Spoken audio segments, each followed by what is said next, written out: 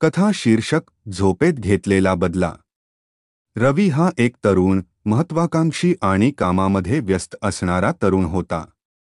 तो एका मोठ्या कंपनीत काम करत होता आणि कामात स्वतःला झोकून देत असे। दिवसाचे सर्व तास कामात घालवून रात्र झाल्यावर तो घरी येऊन कल्याने झोपून जात असे। पण एका रात्रीपासून त्याच्या झोपेत काही विचित्र गोष्टी घडू लागल्या। त्या दिवशी रवी नेहमीप्रमाणे उशिरा कामावरून परतला।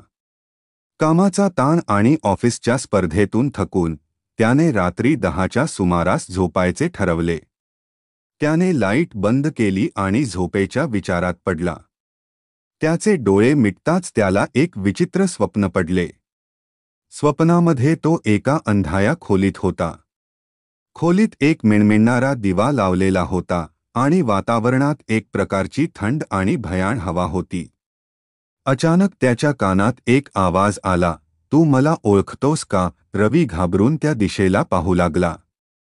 त्याला समोर एक पांढऱ्या कपड्यातील व्यक्ती दिसली।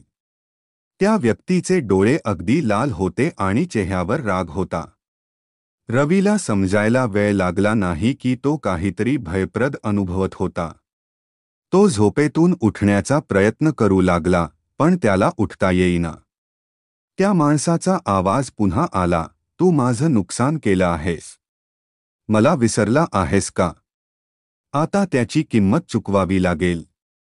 रवी घामाघूम झाला, घाबरला।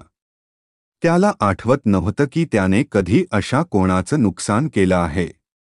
स्वप्न संपताच तो घाबरून उठला आणि त्याच्या छातीचा ठोका चुकला। त्याने पाणी पिऊन थोडं शांत होण्याचा प्रयत्न केला आणि त्याला वाटलं की हे फक्त एक स्वप्न होतं। पण त्या रात्रीपासून त्याचे स्वप्न वारंवार येऊ लागले। काही दिवसांनंतर त्याला आठवू लागले की एकदा त्याने एका खेड्यात एक जमीन विकत घेतली होती।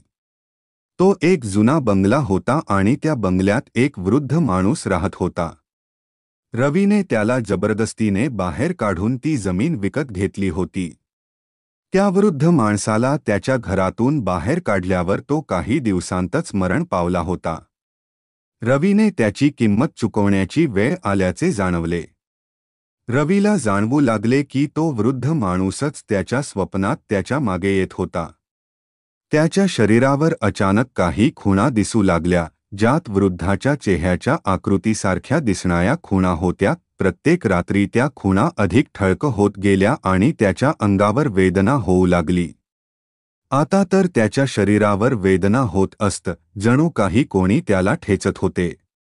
रवीने या स्वप्नापासून मुक्त होण्यासाठी त्या वृद्ध माणसाच्या घराची जमीन परत त्याच्या कुटुंबाला देण्याचे ठरवले।